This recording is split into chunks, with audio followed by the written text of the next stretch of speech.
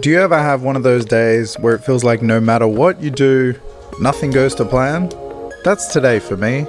Fair to say I had slightly higher expectations. Today, I'm hitting the road in search of beautiful destinations and adventure, but instead met with challenges every turn I take. And I've got to say, this day isn't going to plan at all. So come and join me on this train wreck of an adventure through Thailand, and let's enjoy what could have been.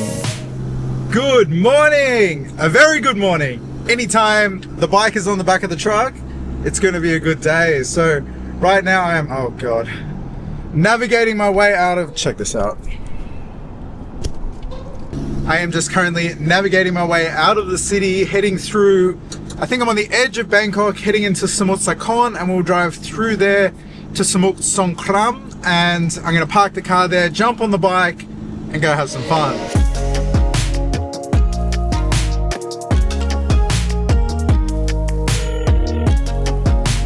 So this is exactly why I bought this truck. I want to get out on the bike more and go explore different parts of the country. But this part, getting out of Bangkok, is just horrible. And if you do it on the bike, like it's not fun in the car. And on the bike, it's just an absolute nightmare. So anyway, I am on Ramatu Road now. It is about an hour drive to where I'm going to park the car. And I just can't wait to get on the bike.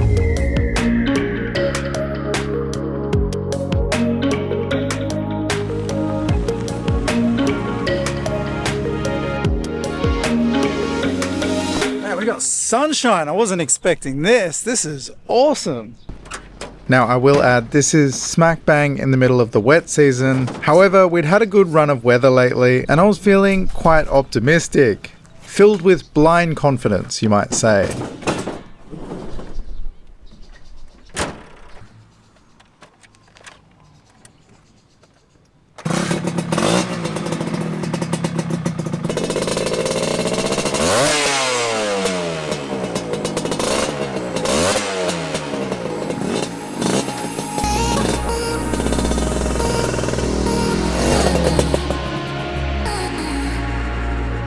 After battling the Bangkok traffic for well over an hour, it was time to enjoy the blue sky and open road.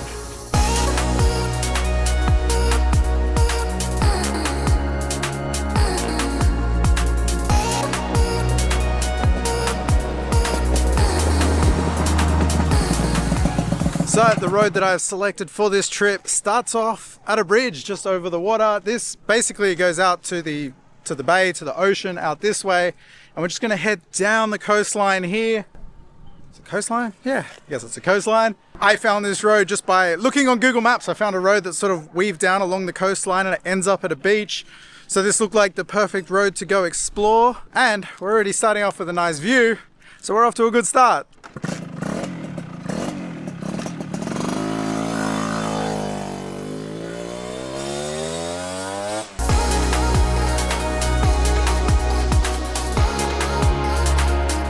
When planning the ride using Google Maps and the satellite view, I could see there was a lot of farms and water all along the way. It looked quite beautiful from the satellite pictures, but the reality was a little different.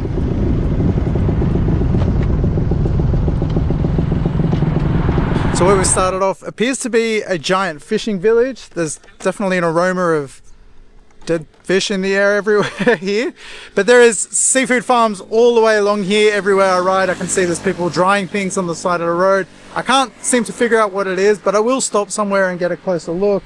I wanted to see if there's anything in these little ponds here, but I can't see what's in there. We are right near the ocean's pretty much just straight down that way, so we'll continue down this road and see what lies ahead.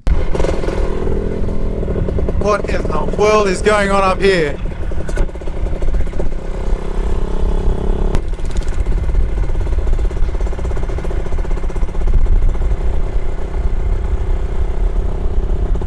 On further inspection, it appears that it's salt that they're farming out here. These barns that I see here, a lot of them have little piles of salt next to them. And some of these little paddocks look pink, so that might be like a pink sea salt. Clearly I know absolutely nothing about salt farming, but this is very interesting nonetheless. So I've just pulled over for a quick look. The curiosity was killing me because this has been about 10-15 minutes of these farms behind me here, and I was just dying to figure out what it was. So yeah, it looks like salt. You can see there's a big barn here and it is packed to the brim full of salt.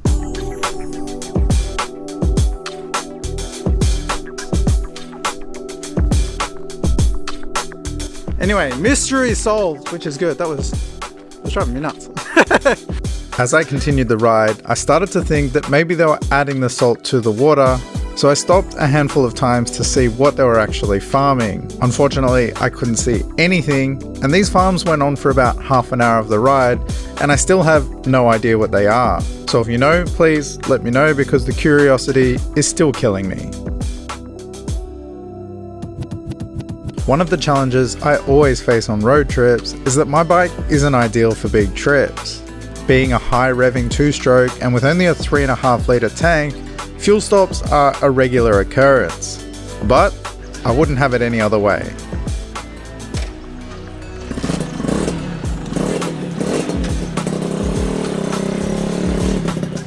The first half of the trip was not that picturesque and kind of uneventful. However, I knew that the destination I was heading to was going to be beautiful and well worth the trip.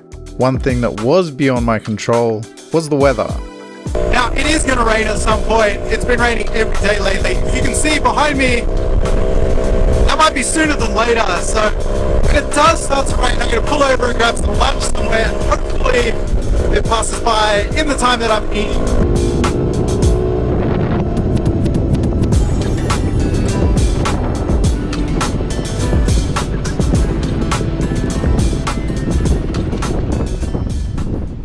Well, I have made it to the beach.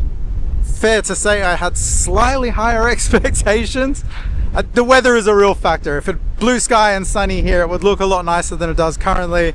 It's super windy and grey and not that nice. However, any day that I'm out of the city on the bike riding around is a good day.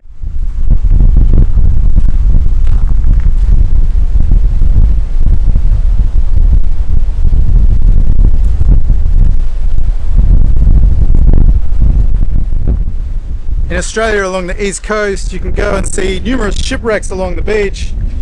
This is the first time I've seen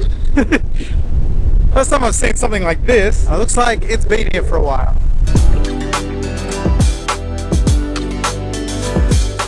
There are 3 main highlights I had planned for this trip, and this was supposed to be one of them. The beach, not the earth mover. The pictures on Google Images looked quite nice, but the reality on the day I went was a little underwhelming, and really starting to set the tone for this adventure. So I think the rain is coming. I'm starting to feel the odd raindrop, but just near here is a little fishing village where I plan to have lunch. So I'm gonna head around there, grab some seafood. Hopefully the rain passes over while I'm eating.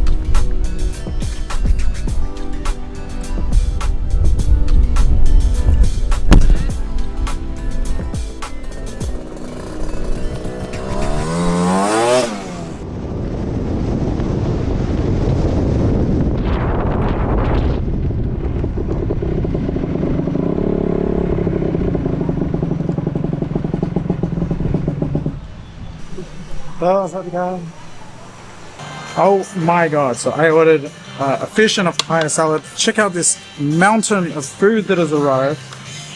I didn't expect it to be anywhere near this big. Oh my god, I don't even know where to start.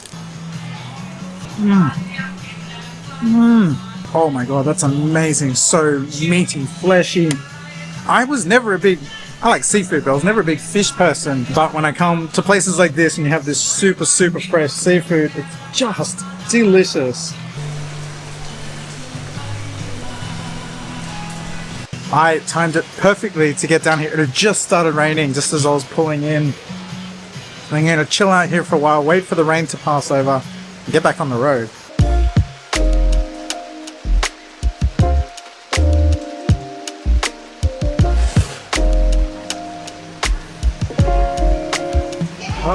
The wheels are falling off. I've been here for a little over 45 minutes and it still hasn't stopped raining. I've been sitting waiting for it to pass, so I'm caving. I'm having a beer. I haven't had a beer in about 2.5 weeks, 3 weeks. I was trying to take some time off, have a bit of a break, but I got nothing else to do, just sitting here in this restaurant waiting for the rain to pass.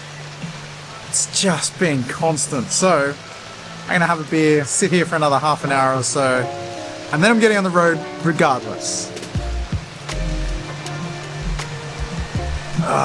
It's good to be back. Thank you so much. Bye-bye. All right, well, 45 minutes and half a tall beer later, the rain has passed. Bike is wet.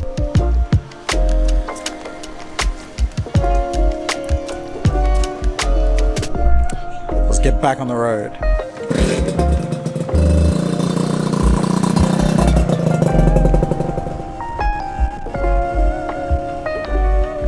So I mentioned the restaurant was just near a little fishing village. This is it, just behind me over here. I'm just looking at this pack of soy dogs opposite, just eyeing me off. Oh God, that made me nervous. Anyway, down here is the fishing village. You can see there's all fishing boats down here. I'm gonna take a little walk through here, check it out, because it seems like this entire area is all seafood farming basically. So go down here and check it all out. My lunch was amazing, by the way. That fish was incredible.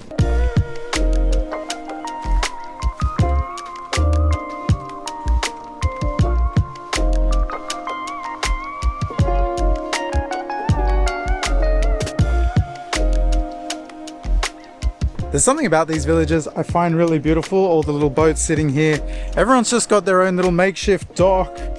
This one is literally bamboo into the water down here, basically into the sand below, and just a little bamboo bridge.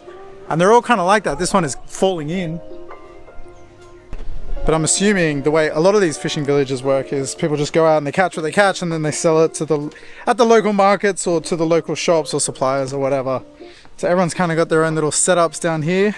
This is quite interesting. I was hoping there'd be someone around, but there's no one here. They obviously go out probably late at night or like in the evening or early morning. So it is fascinating to see. I do love walking around these places.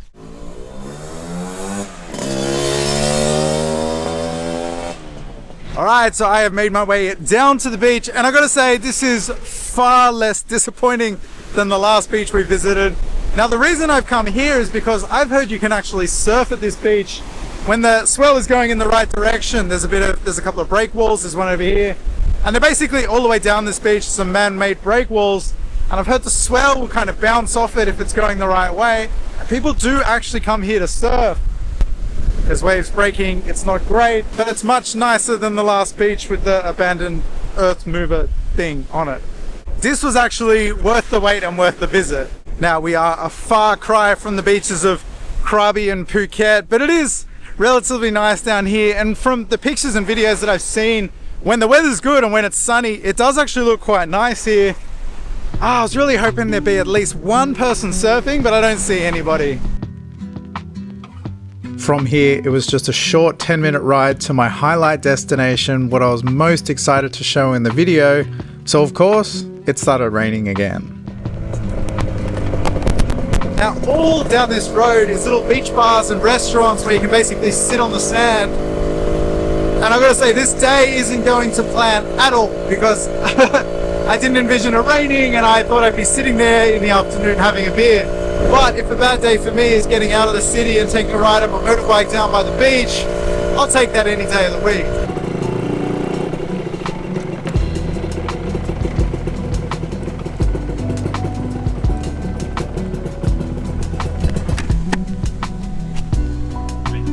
Alright, I want you to imagine something for a minute. We've come down to the beach.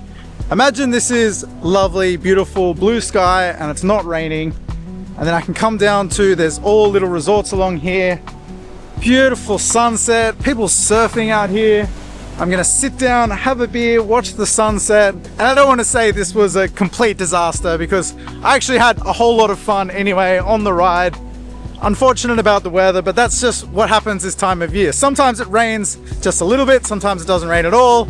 Other times it's like this, it's still constantly drizzling now. Really light, annoying rain. Just enough to make this look not as impressive as it actually is. So this is Chao Phraya Beach. And I mean, it's still nice, but it's normally, if you come down here when the weather's nice, it's actually really, really beautiful. There's resorts all the way down here. This is a great place to come For a little weekender or a couple of nights away, if you want to get out of Bangkok, it's probably only about an hour and a half drive to get here. 2 hours max with the traffic. And if the weather is better than what we're experiencing right now, it is well worth the trip down here. I'm trying my best to be positive here. It just has not stopped raining. I'm still having fun. I'm having a great time. I'm not wet, so it's okay. But this is not how I saw the day going. Anyway, the car is about 45 minutes away from here, and the rain is getting stronger and stronger. So I need to get the hell out of here, get back in the car, go home, and I'm probably gonna have another beer. So thank you for watching this train wreck. When the wet season finishes and the weather gets better, I promise I will do more of these. Anyway, like I said, if this is a bad day at the office, I'll take it.